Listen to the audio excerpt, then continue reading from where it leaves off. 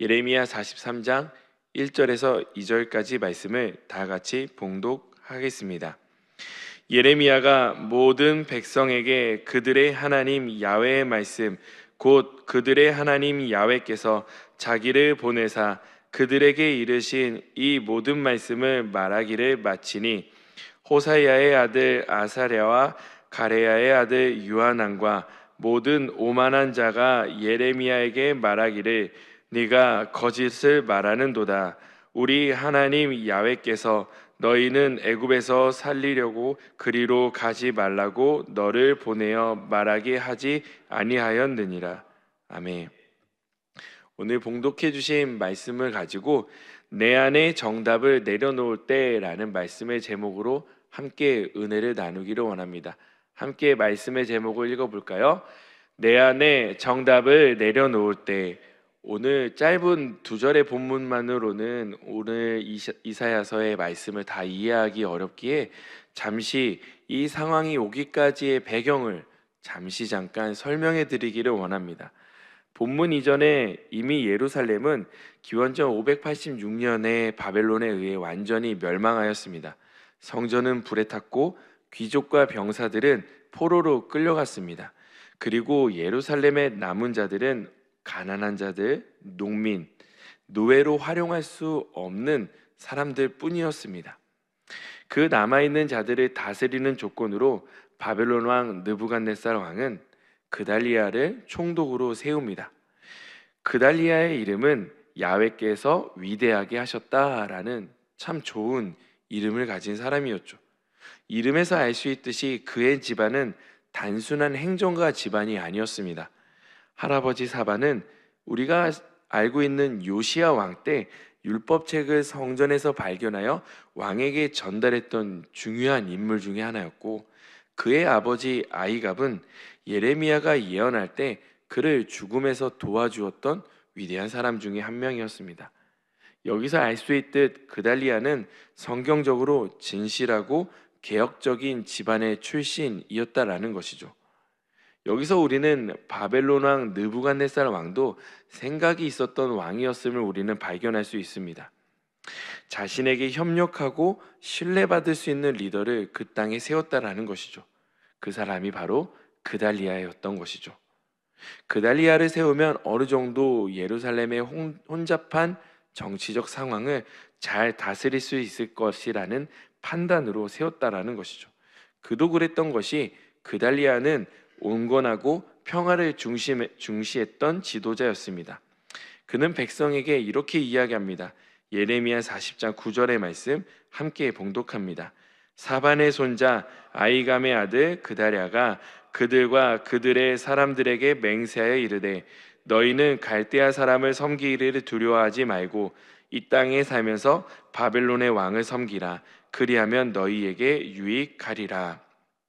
여기서 볼 수 있듯이 그달리아는 바벨론에게 무의미한 반항을 하지 말고 남은 땅을 잘 경작해서 생존을 도모하자는 현실적인 리더십을 보여주고 있습니다. 그가 그렇게 할 수 있었던 근거가 무엇이었을까요? 사실 그가 그렇게 할 수 있었던 이유는 이미 예레미야가 하나님의 말씀을 받아 전했던 말을 그는 믿었기 때문입니다. 예레미야가 이스라엘 백성에게 무엇이라 이야기했나요? 바벨론에게 항복하고 그 땅에 가서 살아라 라고 예레미야는 이미 하나님의 말씀을 가지고 예언했다라는 것입니다.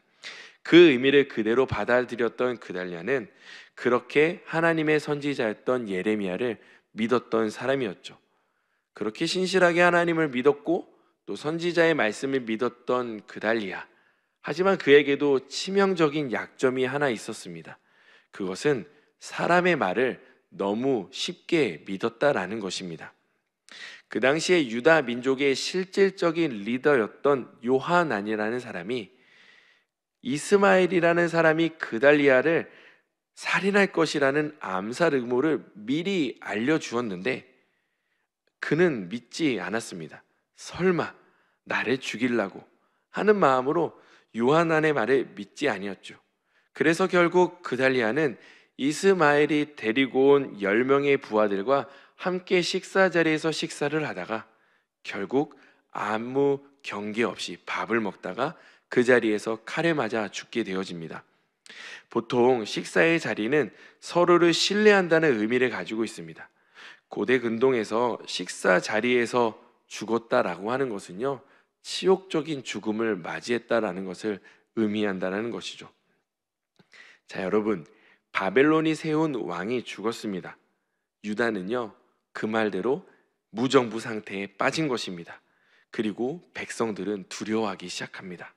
예레미야 41장 18절 함께 봉독하시겠습니다.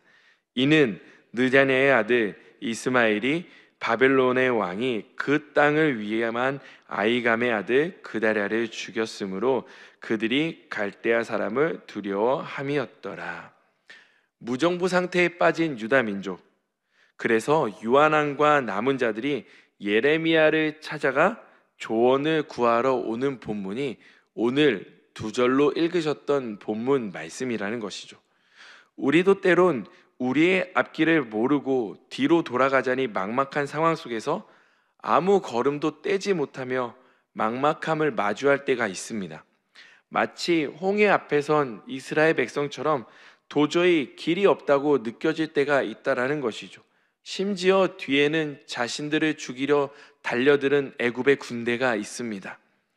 청년들 같은 경우에는요, 졸업을 앞두거나 졸업을 했는데도 어디로 행해야 할지 몰라 막막한 상황 앞에 놓여 있습니다. 새로운 직장을 가고 싶은 마음에 기존의 회사를 사직을 하고 새로운 곳에 원서를 지원했지만 원하는 대로 되지 않아 그 기간이 막막하게 길어질 때를 보게 되어집니다. 오랫동안 기도했던 기도에 응답이 없어서 이 기도를 계속해도 되는 것인지 아니면 멈추어 해야 하는지 알 수 없는 어두운 영적 침체기를 경험한다는 것이죠. 이런 우리의 상황들을 마주해 보았을 때 지금 무정부 상태에 빠져 있는 유다 민족이 두려워하는 그 마음을 조금은 이해할 수 있을 것 같습니다. 그 혼란스러운 시대의 유다 백성들처럼 오늘도 우리의 삶의 방향을 잃고 방황할 때가 있다라는 것입니다. 하나님께 묻고 있지만 사실 마음속에는 이미 정답을 정해둔 채 답만 확인하고 싶을 때가 우리 안에 존재한다는 것이죠. 그런 우리의 모습이 오늘 본문 속 사람들과 우리의 삶의 이야기를 함께 되짚어 보기를 원한다는 것이죠. 먼저 하나님의 말씀을 들었으나 믿지 않는 자들에 대해 나누기를 원합니다. 이런 상황 속에서 유다에 잔류했던 사람들이 실질적 지도자였던 요한왕과 그의 측근인 아사랴가 예레미야에게 나와 하나님께 질문하는 오늘 본문의 장면을 함께 읽어보기를 원합니다. 1절에서 3절입니다.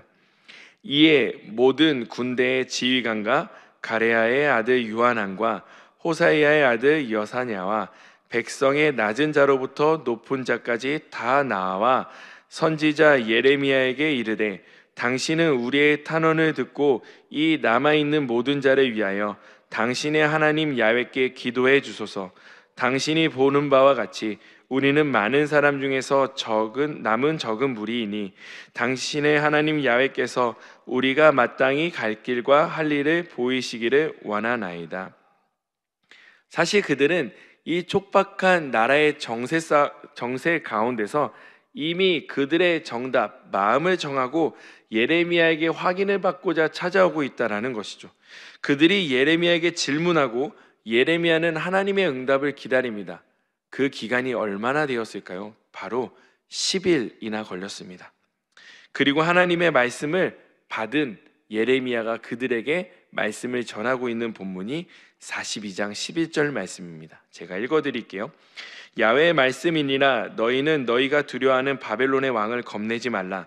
내가 너희와 함께 있어 너희를 구원하며 그의 손에서 너희를 건지리니 두려워하지 말라. 여러분, 이 본문의 말씀을 아시겠지만 하나님의 뜻은 늘 선명하고 분명했습니다. 바벨론을 향하는 포로 생활도 유다에 남아서 살아내야 하는 그 상황도 하나님께서 주신 것이기에 그 모든 삶에 순응하라는 하나님의 메시지였던 것이죠. 중요한 사실은 하나님은요, 예레미야를 통해 계속 이 말씀을 전하고 계셨던 상황이었습니다. 즉, 이 말씀이 새삼스러운 말씀이 아니라는 것입니다. 이제 그들은 야훼의 말씀처럼 바벨론 아래에서 사는 것을 두려워하지 말고 끝까지 그분의 구원을 기다리면 되는 것이었습니다. 예레미야 42장에 걸쳐 예레미야는 하나님의 뜻을 그들에게 정확히 전달합니다. 그러나 그 이야기를 전달받은 사람들의 반응은 이러했습니다. 43장 2절의 말씀이죠. 호사의 아들 아사랴와 가레의 아들 요하난과 모든 오만한 자가 예레미야에게 말하기를 내가 거짓을 말하는도다. 우리 하나님 야훼께서 너희는 애굽에서 살려고 그리로 가지 말라고 너희를 보내어 말하게 하지 아니하셨느니라. 아사랴와 요하난과 그에 함께한 모든 사람들에 대해 성경은 이렇게 표현합니다. 오만하다라고 표현하고 있습니다. 원어적으로 보면 오만방자하고 교만한 사람들이라는 뜻입니다. 예레미야 42장까지만 보더라도 그들은 하나님의 선지자에게 이 막막한 현실을 타개하기 위해 질문하고 있는 겸손한 사람들처럼 비춰집니다. 그러나 하나님의 말씀을 전해 들은 그들은 43장에 그들의 본심을 이렇게 드러내고 있는 거예요. 예레미야, 당신은 거짓을 말하고 있어. 주 하나님께서 당신에게 우리가 이집트로 가서 머무르게 해서는 안 된다는 말씀을 전하셨을 리가 없소 라고 이야기하고 있는 것이죠. 그들의 대답 속에서 우리는 한 가지를 발견할 수 있습니다. 이미 그들은 답을 정해놓은 상태라는 것이죠. 요즘 말로 표현하면요, 답정너입니다. 이미 답을 정해놓고 예레미야에게 혹시나 하는 마음으로 기도하고 간구했던 것이죠. 아무리 하나님의 말씀을 정확히 선포하였지만 답이 정해진 그들에게 예레미야의 말은 하나님의 말씀이 아니라 거짓말로 들릴 뿐이었습니다. 그래서 그들에 대한 성경의 표현이 오만하다라고 기록되어져 있다는 것이죠. 우리의 삶에도 이러한 답정너 상황들이 많이 있지 않습니까? 직장 상사의 회의를 하고 있습니다. 아이디어를 제시하라는 직장 상사의 말에 아이디어를 내놓지만 결국 직장 상사의 말대로 회의가 이끌어져 가죠. 결국 그렇게 진행되는 모습을 보면서 저는 이런 생각을 해봅니다. 그럴 거면 왜 회의를 했지? 그냥 하라고 시키면 되는 거 아니야? 이런 회사의 상황들. 부모가 자녀에게 이렇게 물어보죠. 네 생각은 어때? 라고 물어보죠. 사실 부모는 이미 정답을 마음에 품고 있습니다. 아이가 다른 의견을 제시하면 그건 아니야 라고 결국 부모의 뜻대로 진행되고 끌고 가지요. 이런 시간이 계속되면 자녀는 부모에 대한 신뢰를 잃어가고 결국 사춘기 때 감정이 터져서 부모와 대화를 하지 않으려 한다는 것입니다. 두 경우 모두 말은 들었지만 결과적으로 듣지 않는 것과 다름이 없다라는 것이죠. 본문 속에서 리더라고 자칭했던 그들은 결국 하나님을 겸손히 따르는 것처럼 보였지만 그게 아니라 오직 하나님을 역으로 이용하고 있었던 것입니다. 이미 답을 정해놓은 것을 아무리 예레미야가 이야기하고 말해줘도 그들은 들을 생각이 전혀 없었다라는 것이죠. 예레미야는 정확히 하나님의 말씀을 전했지만 요하난과 모든 지휘관이 유다에 남아있던 자들을 데리고 애굽을 떠나게 됩니다. 애굽으로 가죠. 우리 말씀을 두 절을 한번 읽어볼 건데요. 예레미야 43장 4절과 7절 말씀입니다. 이에 가레야의 아들 요하난과 모든 군 지휘관과 모든 백성이 유다의 땅에 살라 하시는 야훼의 목소리를 순종하지 아니하고 애굽 땅에 들어가 다바네스에 이르렀으니 그들이 야훼의 목소리를 순종하지 아니함이러라. 결국요, 자신이 정해놓은 대로 행합니다. 예레미야의 마음은 어떤 마음이었을까요? 아무리 이야기해도 듣지 않는 그 사람들을 보며 그리고 홀로 남겨진 예레미야는 아마 외로웠을 겁니다. 두 번째로 우리가 한번 생각해 보아야 하는 것은 진리의 사람은 외롭다라는 것입니다. 아무리 예수님의 복음을 전해도 진리의 삶을 살아도 전해도 사람들은 너 때문이야 라고 비난합니다. 이건 마치 오늘날의 진리의 길을 걸어가려고 하는 사람들의 현실적인 고독을 보여주는 것만 같습니다. 이 부분에 대해서 제 첫째 아이의 이야기를 잠시 나누려고 하는데, 이 부분을 너그러이 이해해 주시기를 부탁을 드립니다. 저의 첫째 아이는 다른 아이들보다 다른 점이 참 많이 있습니다. 난독증이 있고 느린 학습자이고 사회성이 떨어집니다. 하루는 5학년 담임 선생님이 수업 시간의 3분의 1의 시간을 유튜브로 영상을 보여주는 것으로 저희 아이가 많이 힘들어했습니다. 일단은 봐서는 안 되는 어른들이 보는 영화의 영상을 편집된 영상을 본다는 것이 아이는 힘들었습니다. 그리고 조금은 음란할 수 있는 뮤직비디오들을 보는 것이 힘들었습니다. 때로는 어른들이 보는 일본 애니메이션들을 보는 것이 힘들었습니다. 저희 첫째 아이는 왜 학교에서 이런 영상을 봐야 해야 하는지 이해되지 않았습니다. 사실 저도 선생님께 여쭤보았죠. 선생님께서는 아이들이 수학 시간과 과학 시간에 집중하지 못하니 아이들에게 이러한 재밌는 영상을 보여주면 그나마 아이들이 수업 시간에 집중한다고, 그러한 이유로 그러한 영상들을 보여주었습니다. 먼저는 저희 첫째는 그리스도인으로서 이런 영상을 수업 시간에 듣는 것이 이해되지 않았고, 저희 집에서는 아이들에게 영상을 보여주지 않았기에, 그리고 저희 아이들은 따로 학원을 다니지 않았기에 학교 수업이 그 아이가 배울 수 있는 유일한 방법이었기 때문에 저희 아이는 이해되지 않았습니다. 그래서 선생님은 그래도 모든 아이가 좋다는 이유로 영상을 계속 틀으셨습니다.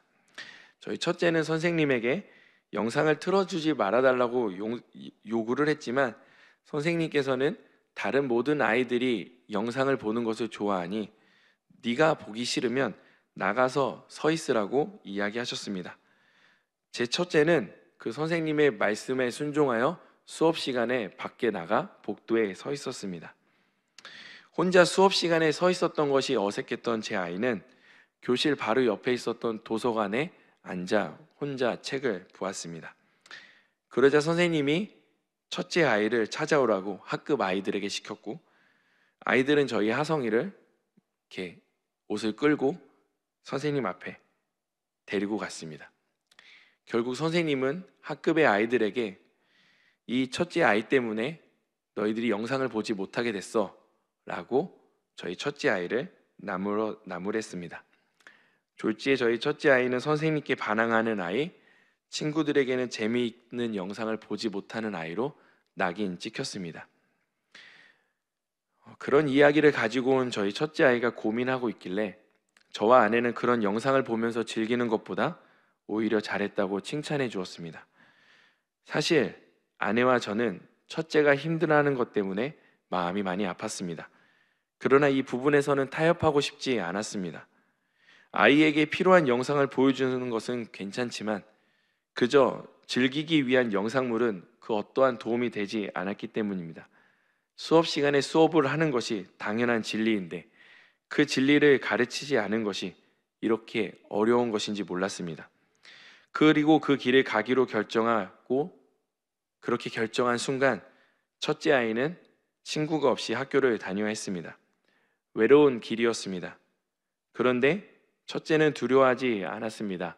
왜냐하면 다수의 길이 아니라 진리의 길이 외롭다는 것을 알고 있었기 때문입니다.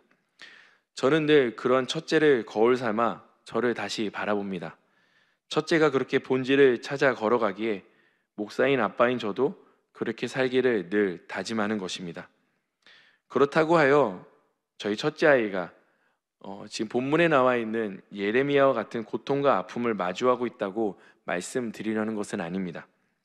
저희 아들은 외롭지만 진리의 길을 선택했습니다. 예레미야도 마찬가지입니다. 사람들의 외면 속에서 하나님의 말씀을 전했습니다. 진리를 따르는 길은 늘 외롭지만 그 외로움 속에서 하나님을 더욱 분명하게 일하고 계심을 믿는다는 것입니다.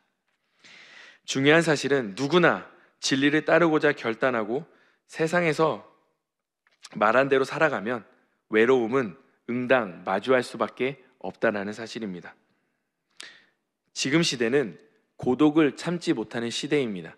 지금 시대는 심심함을 이겨내지 못하는 시대입니다. 지금 제가 아무 말도 하지 않고 단 10초 동안 입을 딱 다물고 이렇게 서 있잖아요. 제가 10초까지는 세지 못하겠지만 제가 긴 시간 동안 침묵하고 있으면 많은 분들이 스마트폰을 꺼내어 화면에 어플을 누르게 되실 것입니다. 그러다 보니 진리를 따르는 자의 소외됨을 견디지 못하고 타협의 버튼을 누를 수밖에 없는 것입니다. 타협하다 보니 결국 진리와 멀어지게 되는 것이죠. 그러나 하나님의 말씀을 따르는 삶은 외롭지만 그 고독 속에서 하나님의 임재는 더욱 분명하고 선명한 빛으로 다가온다는 사실을 저와 여러분은 믿으셨으면 좋겠습니다. 진리의 말씀을 떠나 요한왕과 아사랴 그리고 그를 따르던 많은 백성들은 결국 애굽을 안전한 피난처 삼아 떠나게 되었습니다. 그러나 그 도피의 끝은 심판이었습니다. 성경 말씀을 통해 우리는 한 가지를 알 수 있습니다. 그것은 하나님 없는 안전은 없다라는 사실입니다. 이미 예레미야는 애굽 땅으로 들어가면 하나님의 심판이 있을 것이라고 전했습니다. 예레미야 42장 16절입니다. 함께 읽겠습니다. 너희가 두려워하는 칼이 애굽 땅으로 따라가서 너희에게 미칠 것이요 너희가 두려워하는 기근이 애굽으로 급히 따라가서 너희에게 임하리니 너희가 거기서 죽을 것이라. 아멘. 하나님은 이미 그들이 애굽으로 떠날 것을 알고 계셨습니다. 그래서 그들이 애굽으로 떠나려는 행동보다 예레미야를 통해 애굽이라는 나라의 이름을 분명하게 드러내시며 그들에게 경고하셨습니다. 그런데 이 애굽은 단지 한 나라의 이름만을 나타내고 있는 것이 아닙니다. 하나님 없이도 안전히 살 수 있을 것이라고 착각하게 만드는 인간의 의지처를 상징하고 있다는 것입니다. 여러분, 오늘 우리에게 애굽은 무엇입니까? 물질입니까? 사람입니까? 인생의 성공이십니까? 아니면 혹시 내가 굳건히 믿고 있는 나 자신이십니까? 아니면 그렇게 내가 울타리를 지어서 만들어 놓은 가족이십니까? 이 정도면 괜찮겠지라는 생각으로 하나님 없이 안전할 수 있다고 믿는 그때 그 순간이 바로 영적으로 애굽으로 걸어가는 순간이라는 것입니다. 그러나 성경은 분명하게 말씀하고 있습니다. 너희가 두려워하는 칼이 애굽 땅으로 따라가서 너희에게 미칠 것이요 라고 말씀합니다. 하나님 없이 피하려 했던 그 두려움이 다시 우리에게 다가올 수밖에 없다라는 것이요. 왜냐하면 안전은 장소에 있지 아니하고 하나님 안에 있기 때문이라는 것입니다. 하나님 없는 안전은 불안이며 하나님 없는 평안은 결국 무너질 안정감이기 때문입니다. 진전 안전은 내가 만들어 온 상황 속의 환경이 아니라 하나님께서 나와 함께 임마누엘 하고 계시다는 그 약속을 믿으시기를 주님의 이름으로 축원드립니다.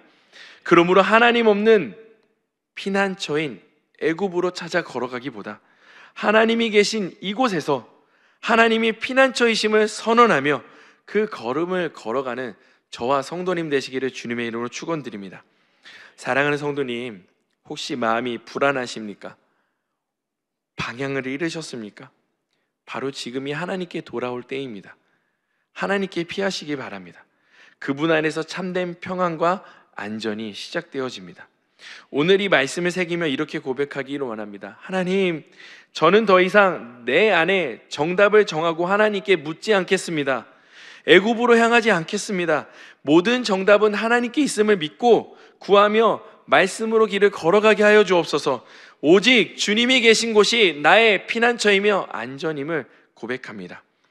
이렇게 고백하며 주님께 나아갈 때 주님이 주시는 평안과 진리의 길이 열려질 것입니다. 그렇게 오늘을 살아가시는 저와 성도님 되시기를 주님의 이름으로 축원드립니다. 기도합니다.